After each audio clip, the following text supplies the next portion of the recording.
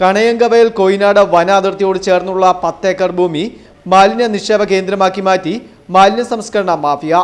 വന്യമൃഗശല്യത്തിന്റെ പേരിൽ റബ്ബർ വെട്ടിയതിനു ശേഷം ഭൂ ഉടമ പന്നി ഫാം നടത്തുന്നതിനായി കരാർ എഴുതി നൽകിയ സ്വകാര്യ ഭൂമിയിലാണ് ടൺ കണക്കിന് പ്ലാസ്റ്റിക് ദുർഗന്ധ മാലിന്യങ്ങൾ തള്ളുന്നത്.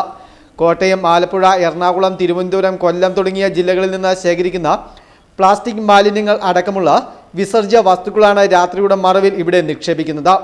വൻകിട മാലിന്യ സംസ്കരണ മാഫിയയുടെ കരാറുകാരനാണ് മാലിന്യം തള്ളുന്നത്.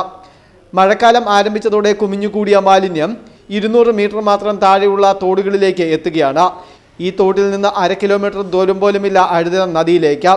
അഴുത നദിയിൽ നിന്ന് പുണ്യനദിയായ പമ്പയിലേക്ക് തുടർന്ന് കുട്ടനാട് മേഖലയിലേക്കുമാണ് ഇത് ഒഴുകിയെത്തുക.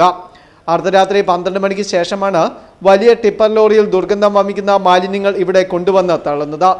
ഇത് വന അതിർത്തിയോട് ചേർന്ന പ്രദേശമായതിനാൽ രാത്രിയിലെ വിസർജ്യ മാലിന്യം സാന്നിധ്യം വന്യമൃഗങ്ങളെ കൂടുതൽ ഇങ്ങോട്ട് ആകർഷിക്കുന്നതായും നാട്ടുകാർ ആരോപിക്കുന്നു. നേരത്തെയും സമാനമായ സംഭവം പെരുവന്താനം പഞ്ചായത്തിലെ ചുഴുപ്പ് ഭാഗത്ത് കണ്ടെത്തിയിരുന്നു. ഇതുപോലെ മാലിന്യം തള്ളാനെത്തിയ ടിപ്പർ ലോറി ജനപ്രതിനിധികളുടെ നേതൃത്വത്തിൽ തടയുകയും പിഴ ഈടാക്കുകയും ചെയ്തിരുന്നു. ഇതേ മാഫിയ തന്നെയാണ് തന്ത്രങ്ങൾ മാറ്റി ഇപ്പോൾ കണയങ്കവയൽ മേഖലയിൽ മാലിന്യം നിക്ഷേപിക്കുന്നത്.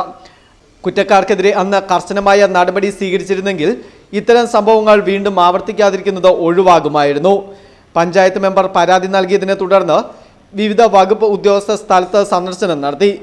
ഗ്രാമവാസികളുടെ ജീവിതം ദുസ്സഹമാക്കുകയും കുടിവെള്ള സ്രോതസ്സുകൾ മലിനമാക്കുകയും ചെയ്യുന്ന ഈ അനധികൃത മാലിന്യ നിക്ഷേപത്തിനെതിരെ അധികാരികൾ അടിയന്തരമായി ഇടപെടണമെന്ന് നാട്ടുകാർ ആവശ്യപ്പെട്ടു.